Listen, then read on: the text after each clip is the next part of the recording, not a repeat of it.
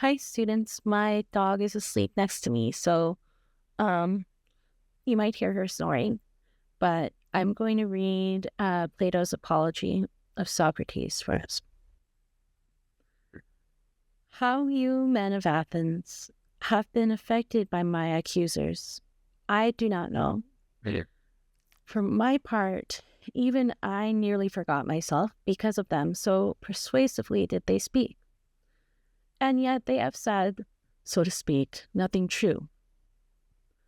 I wondered most at one of the many falsehoods they told when they said that you should beware that you are not deceived by me, since I am a very clever speaker. They are not ashamed that they will immediately be refuted by me indeed, as soon as it becomes apparent that I'm not a clever speaker at all. This seemed to me to be the most shameless of them, unless, of course, they call a clever speaker the one who speaks the truth. For if this is what they are saying, then I too would agree that I am an orator, but not of their sort. So they, as I say, have said little or nothing true, while for me you will hear the whole truth. But by Zeus, men of Athens, not beautifully spoken speeches like theirs, adorned with phrases and words. Rather, what you will hear will be spoken at random in the words that I happen upon. For I trust that the things I say are just, and let none of you expect otherwise. For surely it would not be becoming men for someone of my age to come before you, fabricating speeches like a youth. And men of Athens, I do very much beg and beseech this of you. If you hear me speaking in my defense with the same speeches I'm accustomed to speak, both in the marketplace at the money tables, where many of you have heard me, and elsewhere, do not wonder or make a disturbance because of this, for this is how it is. Now is the first time I have come before a law court at the age of 70, hence I am simply foreign to the manner of speech here. So, just as if I really did happen to be a foreigner, you would surely sympathize with me if I spoke in the dialect and way in which I was raised. So also I do beg this of you now, and it is just, at least as it seems to me. Leave aside this manner of my speech, for perhaps it may be worse, but perhaps better, and instead consider this very thing and apply your mind to this, whether the things I say are just or not. For this is the virtue of a judge, while that of an orator is to speak the truth. So first, men of Athens, it is just for me to speak in defense against the first false charges against me and the first accusers, and next against the later charges and the later accusers. For many have accused me to you, even long ago, talking now for many years and saying nothing true. And I fear them more than Anytus and those around him, although they too are dangerous. But the others are more dangerous men. They got hold of the many of you from childhood, and they accused me and persuaded you, although it is no more true than the present charge. But there's a certain Socrates, a wise man, a thinker, on things aloft, who has investigated all things under earth, and who makes the weaker speech the stronger. Those men of Athens who have scattered this report about are my dangerous accusers, for their listeners hold that investigators of these things also do not believe in gods. Besides, there are many of these accusers, and they've been accusing for a long time now. Moreover, they spoke to you at the age when you were most trusting, when some of you were the children and youths, and they accused me in a case that simply went by default, for no one spoke in my defense. And the most unreasonable thing of all is that it is not even possible to know and to say their names, unless a certain one happens to be a comic poet. Those who persuaded you by using envy and slander, and those who persuaded others after being convinced themselves, all of these are most difficult to get at. For it is also not possible to have any of them come forward here and to refute him, but it is necessary for me to simply speak in my defense, as though fighting with shadows and refuting with no one to answer. So you too must deem it to be as I say, that there have been two groups of accusers, the ones accusing me now, and the others long ago of whom I speak. And you must also suppose that I should first speak in defense against the latter, for you heard them accusing me earlier and much more than these later ones. Well then, a defense speech must be made, men of Athens, and an attempt must be made, in this short time, to take away from you the slander, which you acquired over a long time. Now I would wish that it may turn out like this, if it is in any way better both for you and for me, and that I may accomplish something by making a defense speech. But I suppose this is hard, and I'm not at all unaware of what sort of thing it is. Nevertheless, let this proceed in whatever way is dear to the god, but the law must be obeyed, and a defense speech must be made. So let us take up from the beginning what the accusation is, from which has arisen the slander against me, which in fact is what Meletus trusted in when he brought this indictment against me. Well then, what did the slanderers say to slander me? Their sworn statement, just as though they were accusers, must be read. Socrates does injustice, and is meddlesome, by investigating the things under the earth and the heavenly things, and by making the weaker speech the stronger, and by teaching others these same things. It is something like this. For you yourselves also used to see these things in the comedy of Aristophanes. A certain Socrates was carried around there, claiming that he was treading on air and spouting much other drivel about which I've no expertise, either much or little. And I do not say this to dishonor this sort of knowledge. If anyone is wise in such things, may I never be prosecuted with such great lawsuits by Meletus. But in fact, I, men of Athens, have no share in these things. Again, I offer the many of you as witnesses, and I maintain that you should teach and tell each other.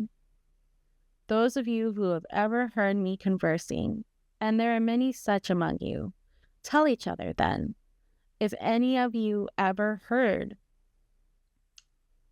me conversing about these things, either much or little, and from this you will recognize that the same holds also for the other things that the many say about me.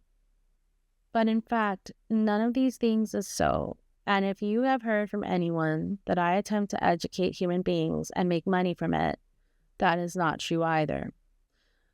Though this too seems to me to be noble, if one should be able to educate human beings like Gorgias of Leontini and Prodicus of Chaos and Hippias of Elis, for each of them man is able, going into each of the cities, to persuade the young, who can associate with whomever of their own citizens they wish to for free. They persuade these young men to leave off their associations with the latter, and to associate with themselves instead, and to give them money and acknowledge gratitude besides. And as for that, there's another man here, from Paros, a wise man, who I perceived was in town, for I happened to meet a man who paid more money to Sophus than all the others, Callias, the son of Hipponachus. So I questioned him, for he has 2 sons. Callias, I said, if your 2 sons had been born colts or calves, we would have been able to get and hire an overseer for them, who could make the 2 of them noble and good in their appropriate virtue. And he would have been someone from among those skilled with horses or skilled in farming. But, as it is, since they are 2 human beings, whom do you have in mind to get as an overseer for the 2 of them? Who is knowledgeable in such virtue, that of human being and citizen? For I suppose you considered it since you possess sons. Is there someone, I said, or not? Quite so, he said, Who? I said, and where is he from? And for how much does he teach? Evenus, he said, Socrates from Paros, 5 minyae. And I regarded Evenus as blessed if he should truly have this art and teaches at such a modest rate. As for myself, I would be pluming and priding myself on it if I had knowledge of these things. But I do not have knowledge of them, men of Athens. Perhaps then one of you might retort, well, Socrates, what is your affair? Where have these slanders against you come from? For surely, if you were in fact practicing nothing more uncommon than others, such a report and account would not then have arisen, unless you were doing something different from the many. So tell us what it is, so that we do not deal unadvisedly with you. In this, it seems to me, what the speaker says is just, and I will try to demonstrate to you whatever it is that has brought me this name and slander. So listen. Now, perhaps I will seem to some of you to be joking. Know well, however, that I will tell you the whole truth. For I, men of Athens, have gotten this name through nothing but a certain wisdom. Just what sort of wisdom is this? That which is perhaps human wisdom, for probably I really am wise in this. But those of whom I just spoke might perhaps be wise in some wisdom greater than human, or else I cannot say what it is, for I at least do not have knowledge of it, but whoever asserts that I do lies and speaks in order to slander me. Now, please, men of Athens, do not make a disturbance, not even if I seem to you to be boasting somewhat. For not mine is the story that I will tell. Rather, I will refer it to a speaker trustworthy to you. Of my wisdom, if indeed it is wisdom of any kind, and what sort of thing it is, I will offer for you as witness the god in Delphi. Now, you know Chaerephon, no doubt. He was my comrade from youth, as well as a comrade of your multitude, and he shared in your recent exile and returned with you. You do know what sort of man Chaerephon was, how vehement he was in whatever he would set out to do. And in particular, he once even went to Delphi and dared to consult the oracle about this. Now, as I say, do not make disturbances, men. And he asked whether there was anyone wiser than I. The Pythia replied that no one was wiser. And concerning these things, his brother here will be a witness for you, since he himself has met his end. Now, consider why I say these things. I'm going to teach you where the slander against me has come from. When I heard these things, I pondered them like this. Whatever is the god saying, and what riddle is he posing? For I am conscious that I am not at all wise, either much or little. So whatever is he saying when he claims that I'm the wisest? Surely he's not saying something false, at least, for that is not sanctioned for him. And for a long time, I was at a loss about whatever he was saying, but then very reluctantly I turned to something like the following investigation of it. I went to one of those reputed to be wise on the ground that there, if anywhere, I would refute the divination and show the oracle. This man is wiser than I, but you declared I was the wisest. So I considered him thoroughly. I need not speak of him by name. But he was one of the politicians, and when I considered him and conversed with him, men of Athens, I was affected something like this. It seemed to me that this man seemed to be wise, but both to many other human beings, and most of all to himself, but that he was not. And then I tried to show that he supposed he was wise, but was not. So from this, I became hateful, both to him and to many of those present. For my part, as I went away, I reasoned with regard to myself. I'm wiser than this human being, for probably neither of us knows anything noble and good, but he supposes he knows something where he does not know, while I, just as I do not know, do not even suppose that I do. I'm likely to be a little bit wiser than he in this very thing, that whatever I do not know, I do not even suppose I know.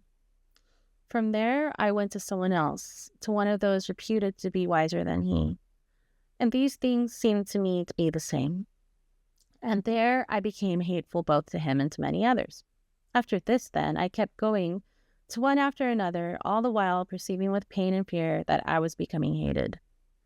Nevertheless, it seemed to be necessary to regard the matter of the god as most important.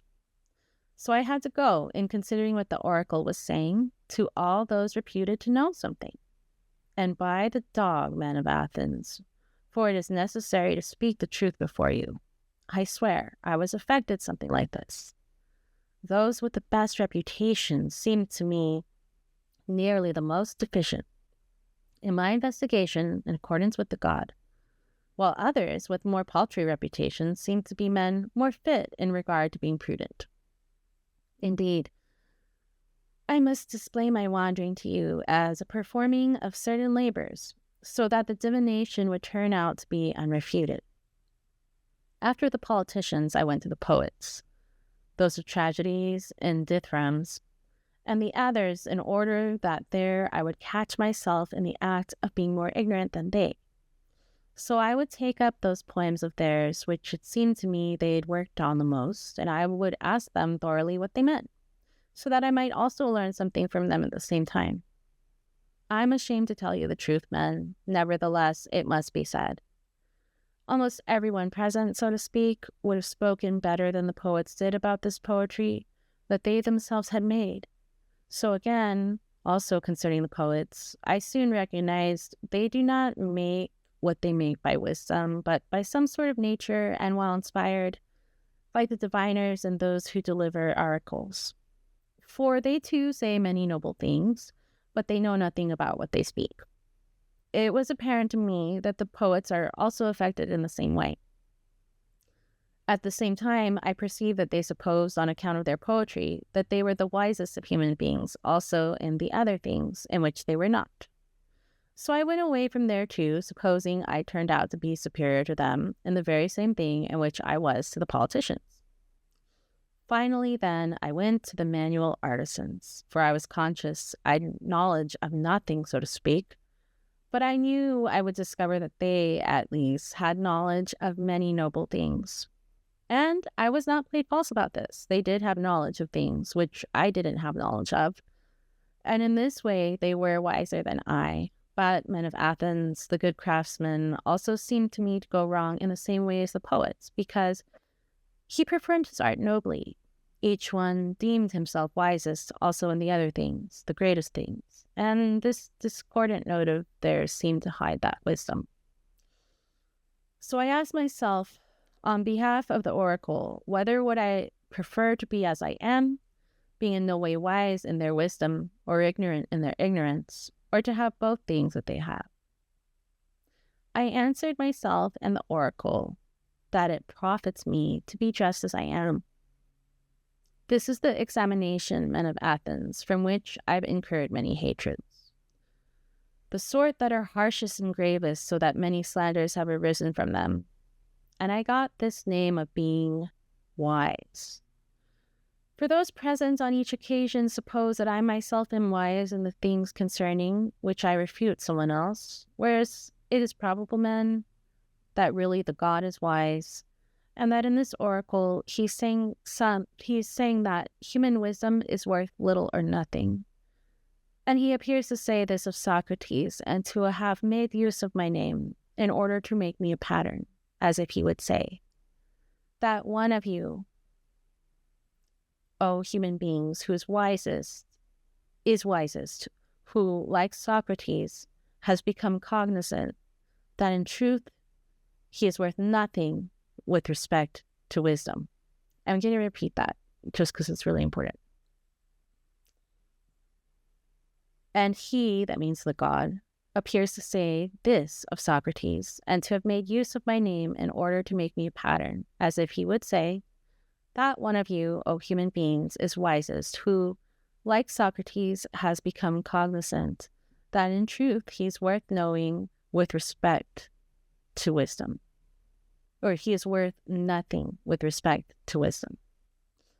That is why even now I still go around seeking and investigating in accordance with the God any townsman or foreigner I suppose to be wise.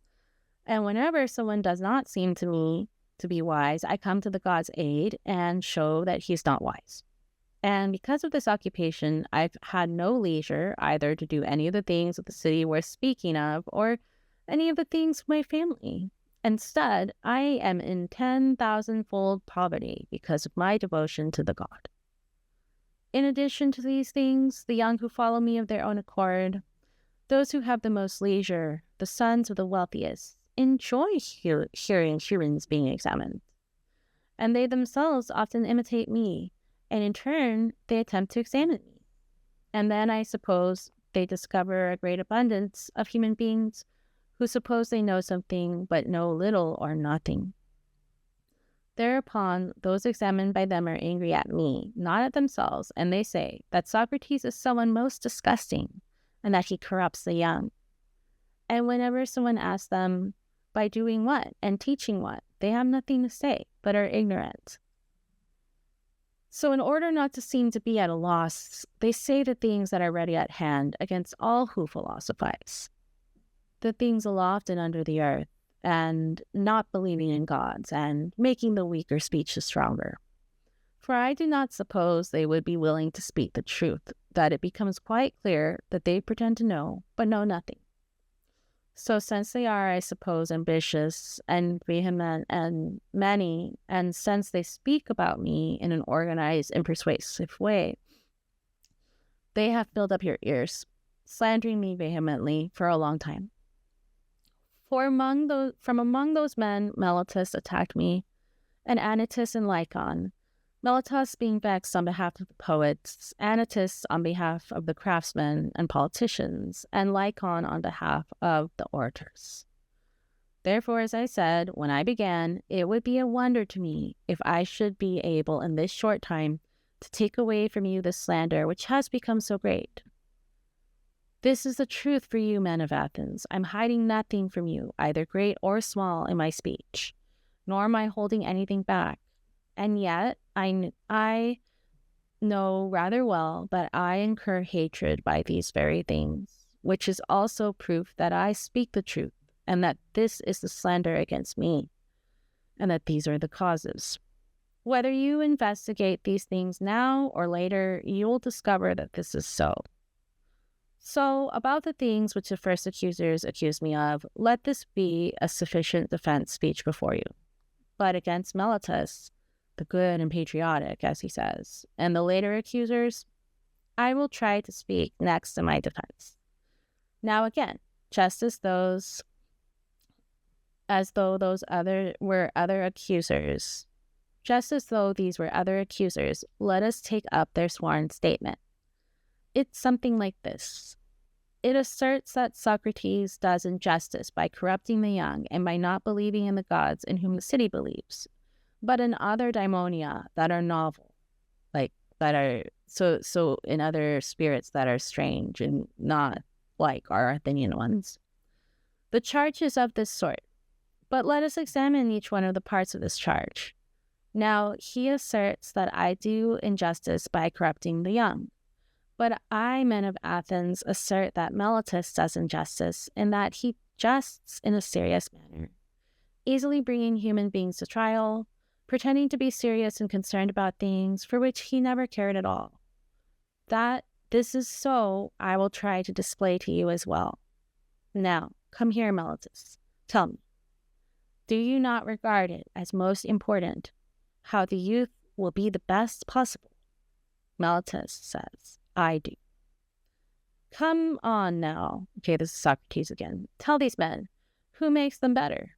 For it's clear that you know, since you care at least, for since you've discovered the one who corrupts them, as you say, namely me, you are bringing me before these men and accusing me.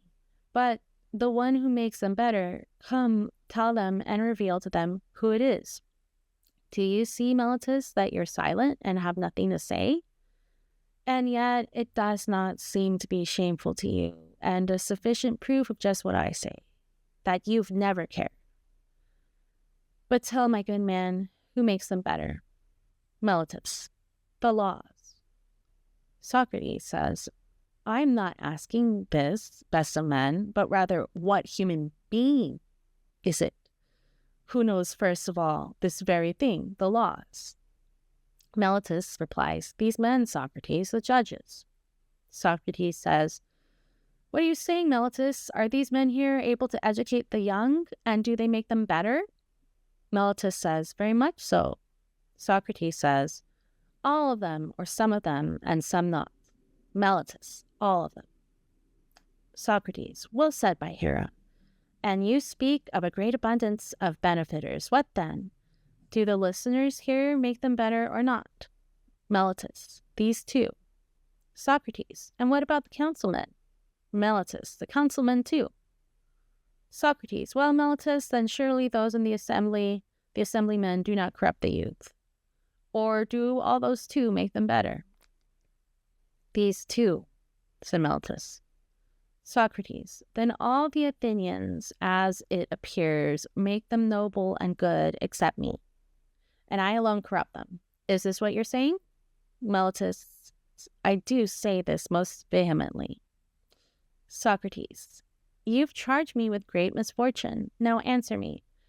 Does it seem to you to be so also concerning horses, that all human beings make them better, while one certain one is the corrupter? Or is it wholly opposite to this, that one certain one is able to make them better, or very few, those skilled with horses, while the many, if they ever associate with horses and use them, corrupt them? Is this not so, Meletus, both concerning horses and all the other animals?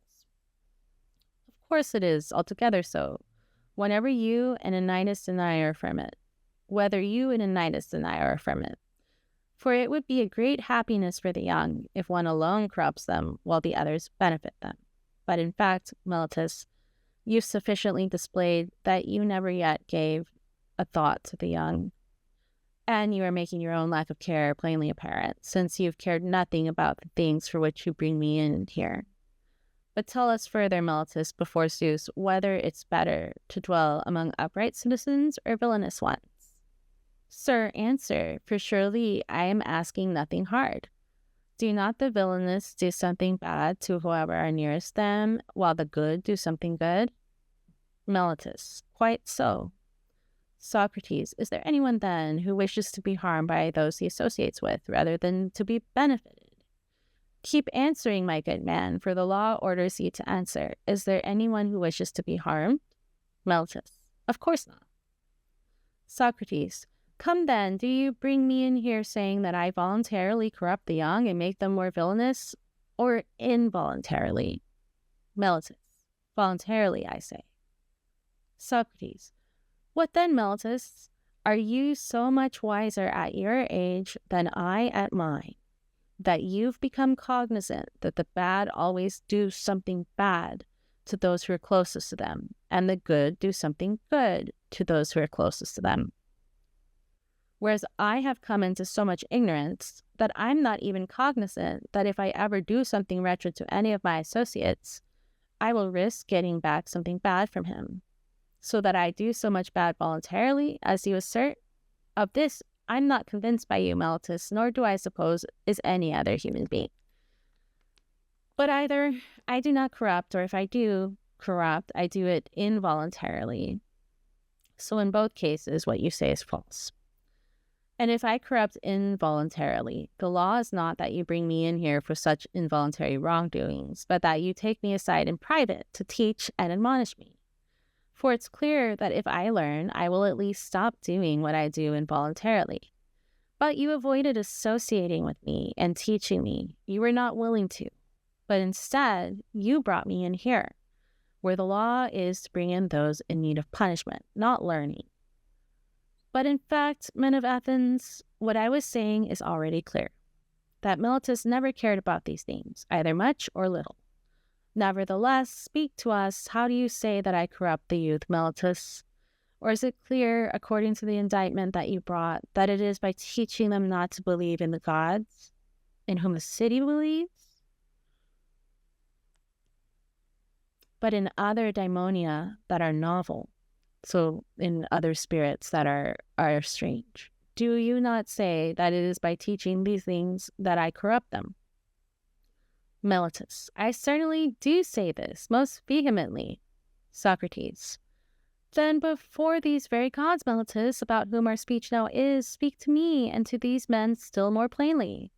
For I am not able to understand whether you are saying that I teach them to believe that there are gods of some sort, and so I myself do believe that there are gods, and am not completely atheistic, and do not do injustice in this way, but that I do not believe in those in whom the city believes, but in others. And this is what you charge me with, that I believe in others? Or do you assert that I myself do not believe in gods at all, and that I teach this to others? Meletus: This is what I say, that you do not believe in gods at all. Socrates: Wondrous Meletus, why do you say this? Do I not even believe, then, that sun and moon are gods, as other humans do? Meletus: No, by Zeus, judges, since he declares that the sun is stone and the moon is earth. Socrates says: Do you suppose you are accusing Anaxagoras, my dear Meletus? And do you much despise these men here, and suppose they're so inexperienced in letters that they do not know that the books of Anaxagoras of Clazomenae are full of these speeches?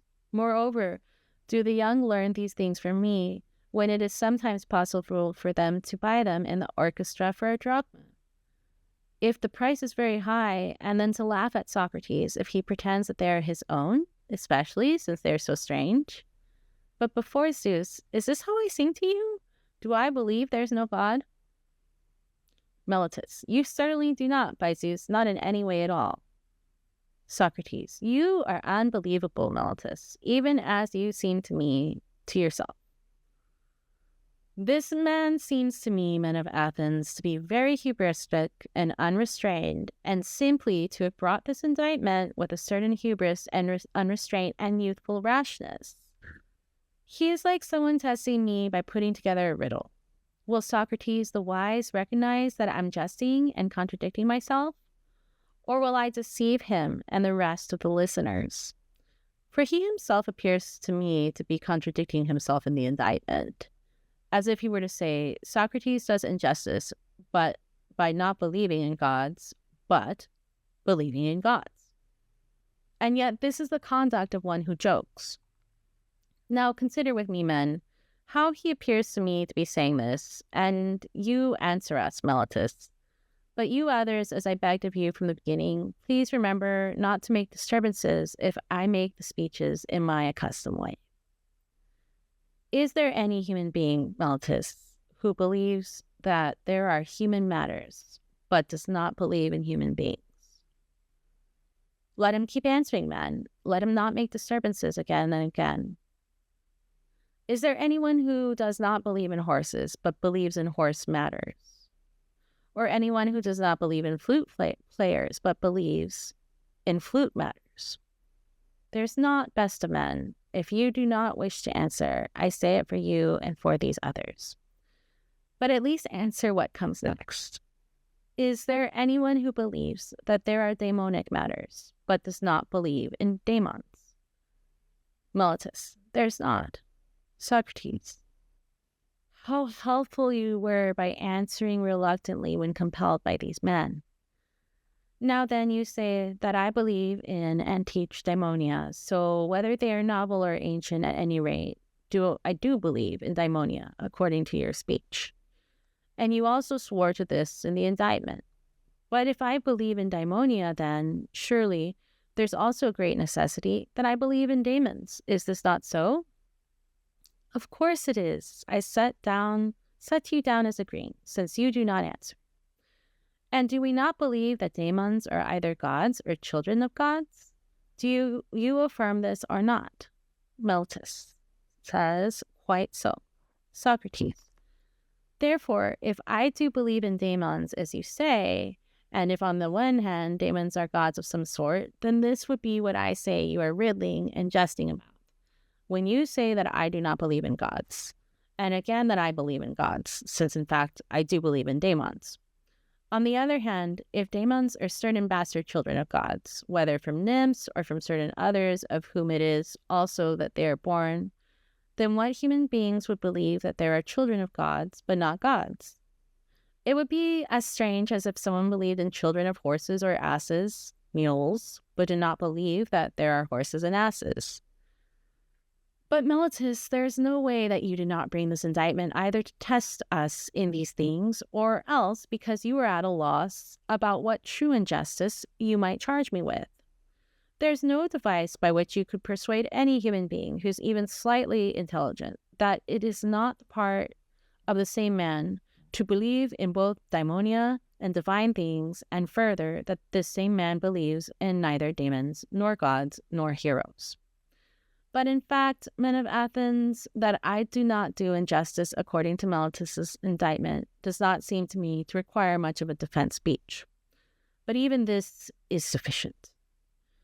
But what I was saying earlier, that I've incurred much hatred, and among many men know well that this is true. And that this is what will convict me, if it does convict me. Not Meletus or Anytus, but the slander and the envy of the many. This has convicted many other good men too, and I suppose it will also convict me. And there's no danger that it will stop me. Perhaps then someone might say, then are you not ashamed, Socrates, of having followed the sort of pursuit from which you now run the risk of dying? I would respond to him with a just speech. What you say is a noble fellow. If you suppose that a man who is of even a little benefit should take into account the danger of living or dying, but not rather consider this alone whenever he acts, whether his actions are just or unjust, and the deeds of a good man are bad. For according to your speech, those of the demigods who met their end at Troy would be paltry, especially the son of Thetis. Rather than endure anything shameful, he despised danger so much that when his mother, a goddess, spoke to him as he was eager to kill Hector, she's talking about Achilles, something like this, as I suppose, son, if you avenge the murder of your comrade Patroclus and kill Hector, you yourself will die. For straightway, she says, after Hector your fate is ready at hand. He, upon hearing this, belittled death and danger, fearing much more to live as a bad man, and not to avenge his friends. Straightway, he says, may I die, after I inflict a penalty on the doer of injustice, so that I do not stay here ridiculous beside the cursed ships, a burden on the land. Surely you do not suppose that he gave any thought to death and danger. This is the way it is, men of Athens, in truth. Wherever someone stations himself, holding that it is best, or wherever he's stationed by a ruler, there he must stay and run the risk, as it seems to me, and not take into account death or anything else compared to what is shameful. So I would have done terrible deeds, men of Athens, if, when the rulers whom you elected to rule me stationed me in Potidaea and Amphipolis and at Delium, I stayed then where they stationed me and ran the risk of dying like anyone else. But when the gods stationed me, as I supposed and assumed, ordering me to live philosophizing and examining myself and others, I had then left my station because I feared death and any other matter whatever. Terrible that could be, and truly then someone might justly bring me into a law court saying, I do not believe there are gods, since I would be disobeying the divination, and fearing death and supposing that I'm wise when I'm not. For to fear death, men, is in fact nothing other than to seem to be wise, but not to be so. For it is to seem to know what one does not know. No one knows whether death does not even happen to be the greatest of all goods for the human being. But people fear it as though they knew well that it is the greatest of evils. And how is this not that reproachable ignorance of supposing that one knows what one does not know? But I, man, am perhaps distinguished from the many human beings also here in this. And if I were to say that I'm wiser than anyone in anything, it would be in this: that since I do not know sufficiently about the things in Hades, so also I suppose that I do not know. But I do know that it is bad and shameful to do injustice and to disobey one's better, whether God or human being. So compared to the bad things that I know are bad, I will never fear or flee the things about which I do not know whether they even happen to be good. So that not even if you let me go now, and if you disobey Anytus, who said that either I should not have been brought in here at the beginning, or since I was brought in, that it is not possible not to kill me. He said before you that if I'm acquitted, soon your sons, pursuing what Socrates teaches, will all be completely corrupted. If he would say to me with regard to this, Socrates, for now we will not obey Anytus, we will let you go, but on this condition, that you no longer spend time in this investigation or philosophize. And if you're caught still doing this, you will die. If you would let me go then, as I said, on these conditions, I would say to you, I, men of Athens, salute you and love you, but I will obey the god rather than you.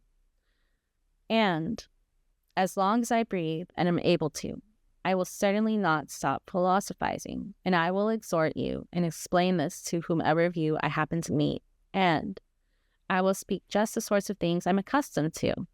Best of men, you are an Athenian from the city that is greatest and best reputed for wisdom and strength. Are you not ashamed that you care for having as much money as possible and reputation and honor, but that you neither care for nor give thought to prudence and truth, and how your soul will be the best possible? And if one of you disputes it and asserts that he does care, I will not immediately let him go, nor will I go away, but I will speak to him and examine and test him. And if he does not seem to me to possess virtue, but only say that he does, I will reproach him, saying that he regards the things worth the most as the least important, and the paltrier things as more important. I will do this to whomever, younger or older, I happen to meet, both foreigner and townsman, but more so to the townsmen, and as much as you are closer to me in kin. Know well, then, that the god orders this, and I suppose that until now no greater good has arisen for you in the city than my service to the god. For I go around, I do nothing but persuade you, both younger and older, not to care for bodies and money before, nor as vehemently as how your soul will be the best possible, I say. Not from money does virtue come, but from virtue comes money, and all the other good things for human beings, both privately and publicly. If then I corrupt the young by saying these things, they may be harmful. But if someone asserts that what I say is other than this, he speaks nonsense. With a view to these things, men of Athens, I would say, either obey Anytus or not, and either let me go or not, since I would not do otherwise, not even if I were going to die many times. Do not make disturbances, men of Athens, but abide by what I begged of you, not to make disturbances at the things I say, but to listen. For, as I suppose, you will even be helped by listening. For in fact, I'm going to tell you certain other things, at which you will perhaps cry out, but do not do this in any way. For know well that if you kill me, since I'm the sort of man I say I am, you will not harm me more than yourselves. For Meletus or Anytus would not harm me. He would not even be able to. For I do not suppose it is sanctioned that a better man be harmed by a worse. Perhaps, however, he might kill or banish or dishonor me. But this man no doubt supposes, and others too, that these are the greatest evils, while I do not suppose that they are. But much rather, doing what this man here is now doing, attempting to kill a man unjustly. So I, men of Athens, am now far from making a defense speech on my own behalf, as someone might suppose. I do it rather on your behalf, so that you do not do something wrong concerning the gift of the god to you by voting to condemn me. For if you kill me, you will not easily discover another of my sort who, even if it is rather ridiculous to say, has simply been set upon the city by the god, as though upon a great and well-born horse who is rather sluggish because of his great size and needs to be awakened by some gadfly. Just so, in fact, the god seems to me to have set me upon the city as someone of this sort. I awaken and persuade and reproach each one of you. I do not stop settling down everywhere upon you the whole day. Someone else of this sort will certainly not easily arise for you men. Well, if you obey me, you will spare me. But perhaps you may be vexed, like the drowsy when they're wakened. And if you obey Anytus and slap me, you would easily kill me. Then you would spend the rest of your lives asleep, unless the god sends you someone else in his concern for you. That I happen to be someone of the sort given to the city by the god, you might apprehend from this. It does not seem human, on the one hand, that I've been careless of all my own things, and that's for so many years now.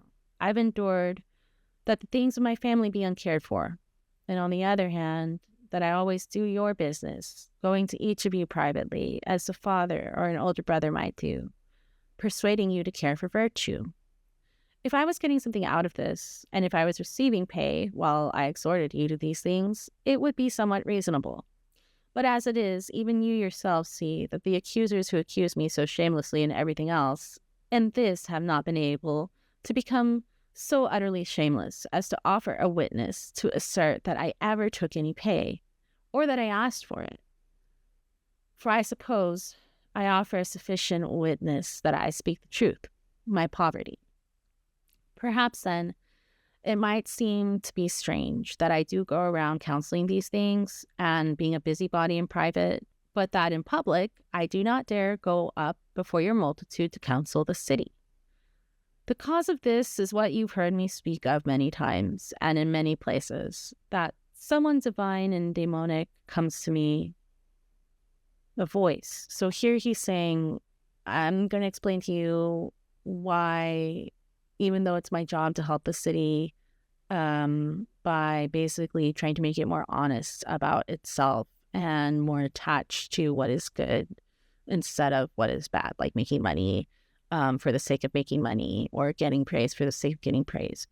If that's what is true about me, how come I have not been like getting up in the assembly and trying to persuade you in these public democratic forums? Well, the reason I haven't done this is because there is a spirit, a daemon, a voice that speaks to me, Socrates says. So this is what he's talking about here. The cause of this is that you've heard me speak of many times and in many places, that something divine and demonic comes to me, a voice, which of course is also what Meletus wrote about in the indictment, making a comedy over it. This is something which began for me in childhood. A sort of voice comes, and whenever it comes, it always turns me away from whatever I'm about to do, but never turns me forward. This is what opposes my political activity, and its opposition seems to me altogether noble. For know well, men of Athens, if I'd long ago attempted to be politically active, I would long ago have perished, and I would have benefited neither you nor myself. So this voice, this daemon, it speaks to him only to tell him what not to do, never to tell him what to do. So if he decides doing something would be good to do, and he starts doing it and it's okay with the god, then the daemon doesn't speak to him. If he decides to do something and thinks it would be good to do, but then the daemon intervenes, then he knows, okay, I better not do this. It's not really good.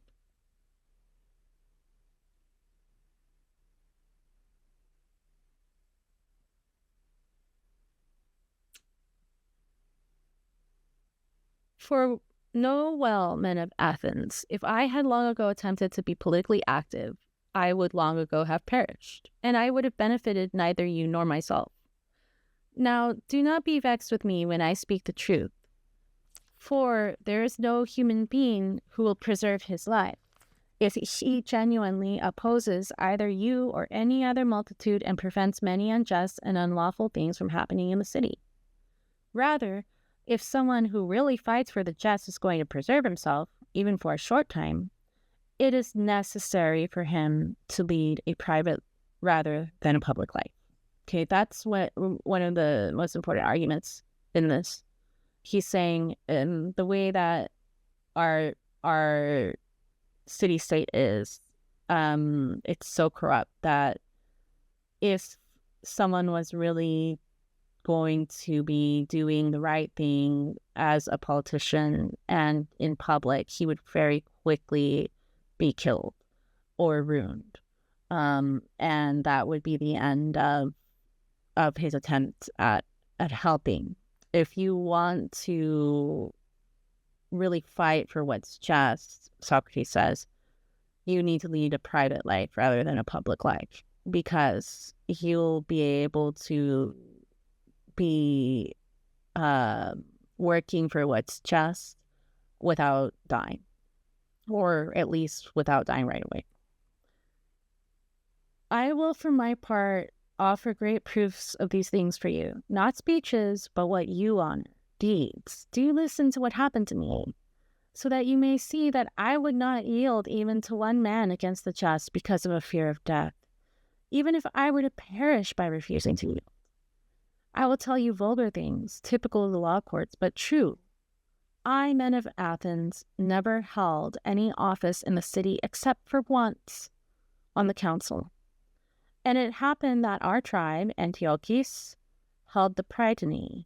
When you wished to judge the 10 generals, the one who did not pick up the men from the naval battle as a group, unlawfully, as it seemed to all of you in the time afterwards, I alone of the prytanes opposed your doing anything against the laws then, and I voted against it. And although the orators were ready to indict me and arrest me, and you were ordering and shouting, I suppose that I should run the risk with the law and the just rather than side with you because of fear of prison or death when you were counseling unjust things. Now, this was when the city was still under the democracy. But again, when the oligarchy came to be, the 30 summoned 5 of us into the Tholos, and they ordered us to arrest Leon, the Salaminian, and bring him from Salamis to die. They ordered many others to do many things of this sort, wishing that as many as possible would be implicated in their responsibility. Then, however, I showed again, not in speech, but in deed, that I do not even care about death in any way at all, if it is not too crude to say so, but that my whole care is to commit no unjust or impious deed. That government, as strong as it was, did not shock me into doing anything unjust. When we came out of the Tholos, the other 4 went to Salamis and arrested Leon, but I departed and I went home. And perhaps I would have died because of this if that government had not been quickly overthrown. You will have many witnesses of these things. Do you suppose, then, that I would have survived so many years if I had been publicly active and had acted in a manner worthy of a good man, coming to the aid of the just things and as one ought, regarding this as most important? Far from it, men of Athens, nor would any other human being. But through all my life, if I was ever active in public at all, it is apparent that I was the sort of man, and in private I was the same, who never conceded anything to anyone contrary to the just, neither to anyone else nor to any of those whom my slanderers say are my students. I've never been anyone's teacher, but if anyone, whether younger or older, desired to hear me speaking and doing my own things, I never begrudged it to him. And I do not converse only when I receive money, and not when I do not receive it. Rather, I offer myself to both rich and poor alike for questioning And if anyone wishes to hear what I say, he may answer me. And whether any of them becomes an upright man or not, I would not justly be held responsible, since I've never promised or taught any instruction to any of them. If someone says that he's ever learned from me or heard privately anything that everyone else did not, know well that he does not speak the truth. So he says here, I don't have secret teachings. Like, I will literally teach the same thing to everybody. There's not like one teaching for some people and one for another. But why then do some enjoy spending so much time with me? You have heard, men of Athens, I told you the whole truth. It's because they enjoy hearing men examined who suppose they are wise, but are not, for it's not unpleasant. So he says, well, why do people want to listen to me? And one possibility he raises is that people, they're going to get like secret knowledge from him or special favor or whatever. Or that, he's giving some great service that only the rich can afford.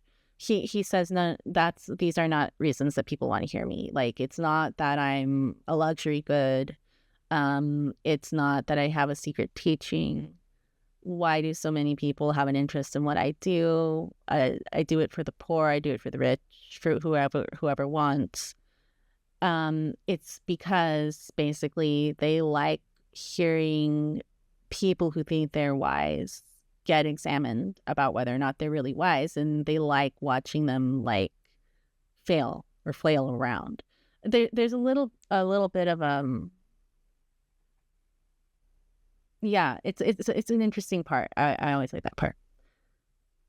I have been ordered to practice this by the god, as I affirm, from divinations and from dreams, and in every way that any divine allotment ever ordered a human being to practice anything at all. These things, men of Athens, are both true and easy to test. Now, if I for my part am corrupting some of the young, and have already corrupted others, and if any of them, when they became older, had recognized that I ever counseled them badly in anything while they were young, then now, no doubt, they should have come forward to accuse me and take their vengeance. If they themselves were not willing to, then some of their families, fathers and brothers and their other relatives, should now have remembered it and taken their vengeance if their families have suffered anything bad from me. In any event, there are present here many of them whom I see. First of all, Crito here, of my age, and Dame, the father of Critobulus here, next. Lysanias, the Sphidian, the father of Aeschines here. Further, here is Antiphon, the Caphysian, father of Epigenes. Moreover, here are others whose brothers have spent time in this way. Theodotides, son Nicostritus, the brother of Theodotus, and Theodotus has met his end, so that he at least would not beg him not to. And Demodocus, his son, Paralus, whose brother was Theus. And here is Ariston's son, Adimantus, whose brother is Plato here, and Aeantodorus, whose brother is Apollodorus here. And I can tell you of many others, from among whom Meletus should particularly have offered someone as a witness during his own speech. If he forgot them, let him offer one now. I will yield, and let him say if he has anyone of this sort at all. Like, Meletus needs to find someone who I've worked with who is not happy with me, who says that I have done harmful or bad or unjust things. But he didn't provide any witness to back up that claim. And in fact, Socrates, have just listed all of the people that are here who I have worked with, who are on my side and are witnesses to like the good job I did. But you will discover that it is wholly opposite to this man, that everyone is ready to come to aid me, the corrupter, the one who does evil to their families, as Meletus and Anytus say. Now the corrupted ones themselves would perhaps have a reason to come to my aid, but the uncorrupted ones, their relatives, are now older men, so what other reason would they have to come to my aid? Except the correct and just one, that they are conscious that Meletus speaks falsely, while I'm being truthful.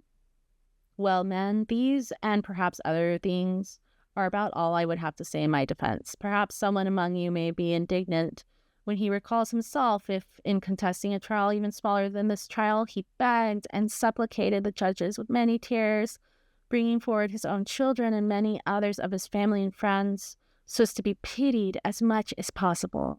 Well, I will do none of these things, although in this too I'm risking, as I might seem, the extreme danger.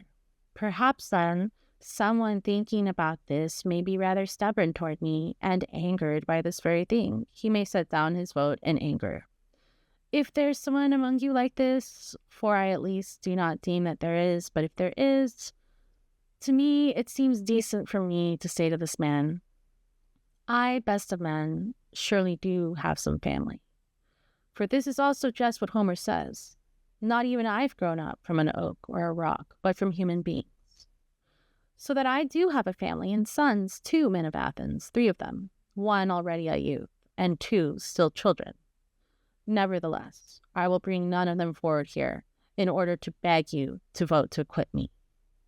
Why then will I do none of these things? Not because I'm stubborn, men of Athens, nor because I dishonor you. Whether I'm daring with regard to death or not is another story, but at any rate, as to my reputation, mine and yours in the whole cities, to me, it does not seem to be noble for me to do any of these things. For I am old and have this name, and whether it is true or false, it is reputed at least that Socrates is distinguished from the many human beings in some way. If then those of you who are reputed to be distinguished, whether in wisdom or courage or any other virtue at all, will act in this way, it would be shameful.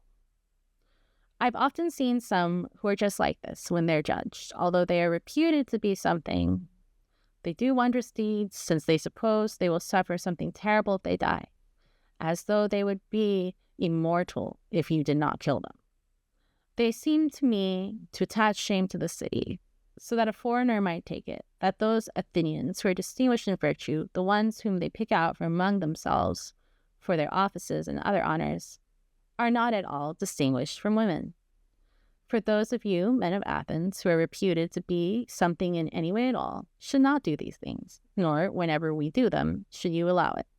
Instead, you should show that you would much rather vote to convict the one who brings in these piteous dramas and makes the city ridiculous than the one who keeps quiet. Apart from reputation, men, to me, it also does not seem to be just to beg the judge, nor to be acquitted by begging, but rather to teach and to persuade. For the judge is not seated to give away the just things as a gratification, but to judge them. For he's not sworn to gratify whoever seems favorable to him, but to give judgment according to the laws. Therefore, we should not accustom you to swear falsely, nor should you become accustomed to it, for neither of us would be so pious. So do not seem that I, men of Athens, should practice such things before you, which I hold to be neither noble, nor just, nor pious, and certainly by Zeus above all, not when I'm being prosecuted for impiety by Meletus here. For plainly, if I should persuade and force you by begging, after you've sworn an oath, I would be teaching you not to hold that there are gods, and in making my defense speech, I would simply be accusing myself of not believing in gods.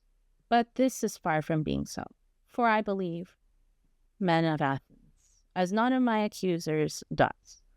And I turn it over to you and to the God to judge me in whatever way it is going to be best, both for me and for you. The jury votes on Socrates' innocence or guilt, and a majority finds him guilty as charged. Meletus then makes a speech proposing the death penalty, and Socrates must offer a counterproposal. Okay, so after that speech, they convict him, which, he did a lot that's pretty alienating in that speech. Kind of not a surprise. And we can talk about that in class.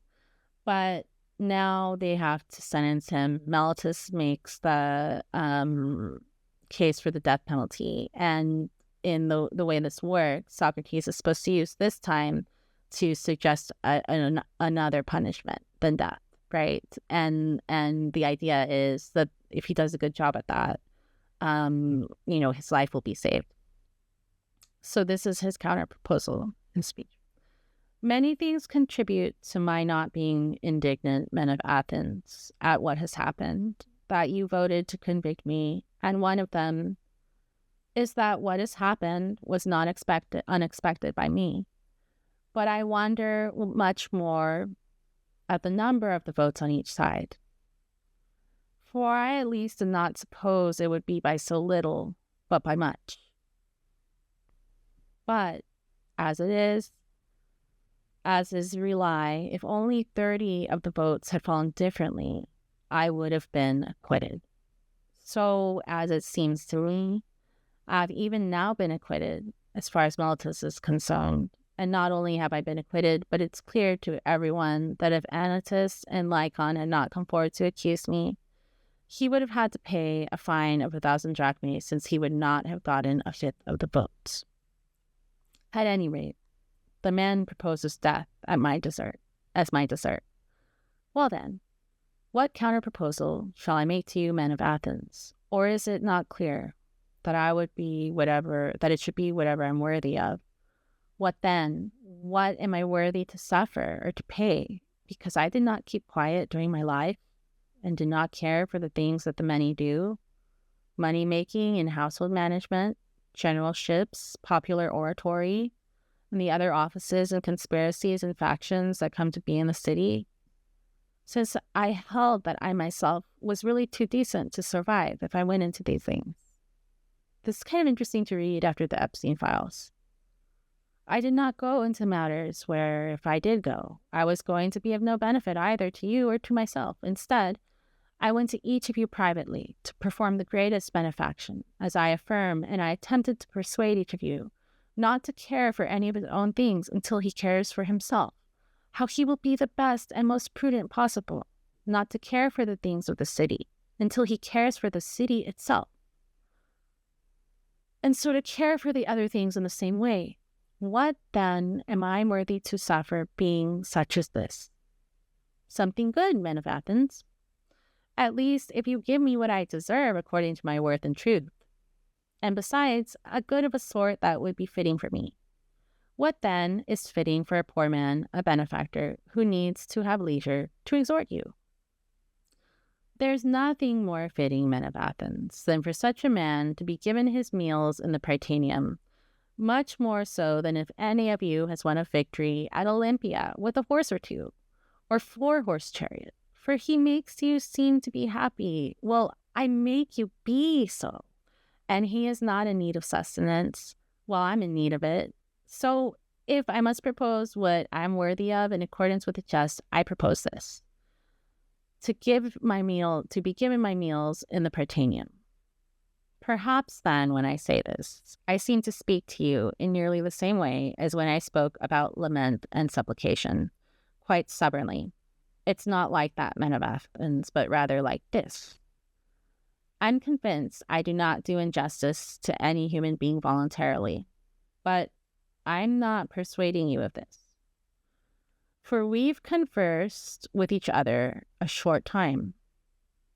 Since, as I suppose, if you had a law like any other human beings not to judge anyone in a matter of death in one day alone, but over many days, you would be persuaded.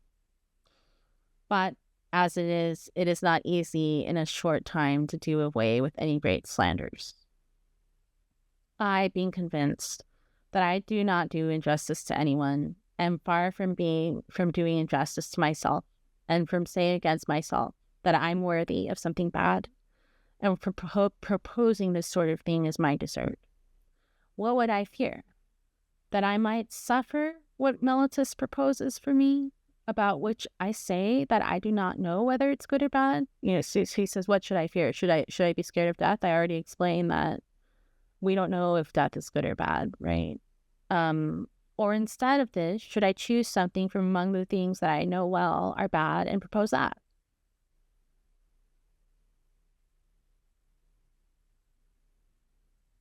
Or instead of this, should I choose something from among the things that I know well are bad and propose that?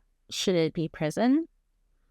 And why should I live in jail, enslaved to the authority that is regularly established there, the 11, or money and imprisonment until I pay? But for me, this is the same as what I was saying just now, for I have no money to pay. Well, should I propose exile then? Perhaps you would grant me this as my desert. I would certainly be possessed by much love of soul, men of Athens, if I were so unreasonable that I were not able to reason that you who are my fellow citizens were not able to bear my ways of spending time in my speeches, but that instead they've become quite grave and hateful to you, so that you're now seeking to be released from them. Will others, then, bear them easily? Far from it, men of Athens. Noble indeed would life be for me, a human being of my age, to go into exile and to live exchanging one city for another, always being driven out. For I know well that wherever I go, the young will listen to me when I speak, just as they do here, and if I drive them away, they themselves will drive me out by persuading their elders. But if I do not drive them away, their fathers and families will drive me out because of these same ones. Perhaps then someone might say, by being silent and keeping quiet, Socrates, won't you be able to just live in exile for us? It is hardest of all to persuade some of you about this. For if I say that this is to disobey the god, and that because of this it's impossible to keep quiet, you'll not be persuaded by me on the ground that I'm being ironic. And on the other hand, if I say that this even happens to be a very great good for a human being, to make speeches every day about virtue, and the other things about which you hear me conversing and examining both myself and others, and that the unexamined life is not worth living for a human being, you will be persuaded by me still less when I say these things. This is the way it is, as I affirm, men, but to persuade you is not easy. And at the same time, I am not accustomed to deem myself worthy of anything bad, for if I had money, I would have proposed as much money as I could pay, for that would not harm me. But as it is, I do not have any, unless, of course, you wish me to propose as much money as I'm able to pay. Perhaps I would be able to pay you, say, a mina of silver. So I propose that much. But Plato here, men of Athens, and Crito, and Critobulus, and Apollodorus bid me to propose 30 minae, and they will stand as guarantors. So I propose that much, and they will be trustworthy guarantors of the money for you. Voting between the penalties proposed by the accuser and the accused, the jury condemns Socrates to death. He has time to make some further remarks before he is taken away to prison to await execution. For the sake of a little time, men of Athens, you will get a name and be charged with the responsibility by those wishing to revile the city for having killed Socrates, a wise man. For those wishing to reproach you will assert that I am wise, even if I'm not. At any rate, if you had waited a short time, this would have come about for you of its own accord. For you see that my age is already far advanced in life and close to death. I say this not to all of you, but to those who voted to condemn me to death. I also say the following to these same ones. Perhaps you suppose, men of Athens, that I've been convicted because I was at a loss for the sort of speeches that would have persuaded you, if I had supposed that I should do and say anything at all to escape the penalty. Far from it. Rather, I've been convicted because I was at a loss, not, however, for speeches, but for daring and shamelessness and willingness to say the sorts of things to you that you would have been most pleased to hear, me wailing and lamenting and doing and saying things that are unworthy of me, as I affirm, such things as you've been accustomed to hear from others. But neither did I then suppose that I should do anything unsuitable to a free man because of this danger, nor do I now regret that I made my defense speech like this. I much prefer to die, having made my defense speech in this way, than to live in that way. For neither in a court case nor in war should I or anyone else devise a way to escape death by doing anything at all. In battles, it often becomes clear that one might escape death, at least, by letting go of his arms and turning around to supplicate his pursuers. And there are many others, devices to escape death in each of these dangers, if one dares to do and say anything at all. But I suspect it is not hard, men, to escape death, but it is much harder to escape villainy, for it runs faster than death. And now I, since I am slow and old, am caught by the slower, while my accusers, since they are clever and sharp, are caught by the faster, by evil. And now I go away, condemned by you to pay the penalty of death, while they have been convicted by the truth of wretchedness and injustice. And I abide by my penalty, and so do they. Perhaps these things even had to be so, and I suppose there's due measure in them. After this, I desire to deliver oracles to you, O you who voted to condemn me. For in fact, I am now where human beings particularly deliver oracles when they are about to die. I affirm you men who condemn me to death, that vengeance will come upon you right after my death, and much harsher, by Zeus, than the sort you give me by killing me. For you've now done this deed, supposing that you'll be released from giving an account of your life, but it will turn out much the opposite for you, as I affirm. There will be more who will refute you, whom I've now been holding back. You did not perceive them, and they will be harsher, inasmuch as they're younger, and you will be more indignant. For if you suppose that by killing human beings, you will prevent someone from reproaching you for not living correctly, you do not think nobly. For that kind of release is not at all possible or noble. Rather, the kind that is both noblest and easiest is not to restrain others, but to equip oneself to be the best possible. So, having divined these things for you who voted against me, I'm released. But with those who voted for me, I would be pleased to converse on behalf of this affair which has happened, while the officials are occupied, and I do not yet go to the place where when I do go, I must die. Please stay with me, men, for this much time. Nothing prevents our telling tales to one another as long as it's possible, for I'm willing to display to you, as to friends, whatever this thing means which has occurred to me just now. For to me, judges, for by calling you judges, I would address you correctly. Something wondrous has happened. For my customary divination from the daemonian was always very frequent in all former time, opposing me even in quite small matters, if I were about to do something incorrectly. Now, you yourself see what has occurred to me, these very things which someone might suppose to be and are believed to be extreme evils. But the sign of the god did not oppose me when I left my house this morning, nor when I came up here to the law court, nor anywhere in the speech when I was about to say anything. Although in other speeches it has often stopped me in the middle while I'm speaking. But as it has nowhere opposed me either in any deed or speech concerning this action. What then do I take to be the cause of this? I will tell you. Probably what has occurred to me has turned out to be good. And there's no way that those of us take it correctly who suppose that being dead is bad.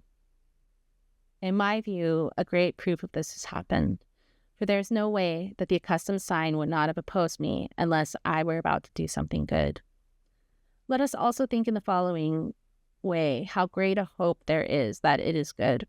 Now, being dead is either one of two things, for either it is like being nothing, and the dead man has no perception of anything, or else, in accordance with the things that are said, it happens to be a sort of change and migration of the soul from the place here to another place. And if in fact there's no perception, but it is like a sleep in which the sleeper has no dream at all, death would be a wondrous game. For I suppose that if someone had to select that night in which he slept so soundly that he did not even dream, and had to compare the other nights and days of his own life with that night, and then had to say on consideration how many days and nights in his own life he has lived better and more pleasantly than that night, then I suppose that the great king himself, not to mention some private man, would discover that they are easy to count in comparison with the other days and nights. So if death is something like this, I at least say it is a gain. For all time appears in this way, indeed, to be nothing more than one night. On the other hand, if death is like a journey from here to another place, and if the things that are said are true, that in fact all the dead are there, then what greater good could there be than this, judges? For if one arrives in Hades, released from those here who claim to be judges, will find those who are judges in truth, the very ones who are said to give judgment there, Minos and Rhadamanthus and Achis and Ptolemus, and those of the other demigods who turned out to be just in their own lives. Would this journey be a paltry one? Or again, to associate with Orpheus and Musaeus and Hesiod and Homer, how much would any of you give? For I'm willing to die many times if these things are true, since especially for myself, spending time there would be wondrous. Whenever I happen to meet Palamedes and Telamonian Ajax, or anyone else of the ancients who died because of an unjust judgment, I would compare my own experiences with theirs. As I suppose, it would not be unpleasant, and certainly the greatest thing is that I would pass my time examining and searching out among those there, just as I do those here, who among them is wise, and who supposes he is, but is not. How much would one give, judges, to examine him who led the great army against Troy, or Odysseus, or Sisyphus, or the thousand others whom one might mention, both men and women? To converse and to associate with them and to examine them there would be inconceivable happiness. Certainly, those there surely do not kill on this account. For those there are happier than those here, not only in other things, but also in that they are immortal henceforth for the rest of time, at least, if the things that are said are in fact true. But you too, judges, should be of good hope toward death. You should think this one thing to be true, that there's nothing bad for a good man, whether living or dead, and that the gods are not without cares for his troubles. Nor have my present troubles arisen of their own accord, but it's clear to me that it is now better, after all, for me to be dead and to have been released from troubles. This is also why the sign did not turn me away anywhere, and I at least am not at all angry at those who voted to condemn me and at my accusers. And yet, it was not with this thought in mind that they voted to condemn me and accuse me. Rather, they supposed they'd harm me. For this, they're worthy of blame.